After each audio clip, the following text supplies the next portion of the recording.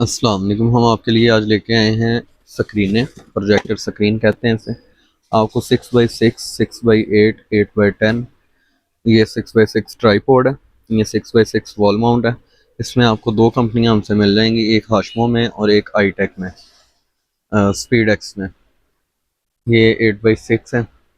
इनमें आपको हमारे पास वॉल माउंट मिल जाएगी, ट्राईपोड मिल जाएगी, और ये हमारे पास तमाम कंपनियों के प्रोजेक्टर लगे हैं। ये पैनासोनिक है। ये सामने एक्स नैनो X3 पड़ा है, ये कैसियो लेज़र में है, ये पैनासोनिक शॉर्ट थ्रो है। एप्सन का हाई ल्यूमिनस प्रोफेशनल प्रोजेक्टर भी पड़े हुए हैं। हमारे पास से आपको हर तरह के प्रोजेक्ट और इनके स्पेयर पार्ट मिल जाएंगे। ये हमारे पास स्क्रीनें लगी हुई हैं 8x10 की, 150 inches, 120 inches, wall mount, tripod, electric. आपको सब तरह की स्क्रीनें जो हैं वो हमारे पास से मिल जाएंगी। अस्सलाम वालेकुम।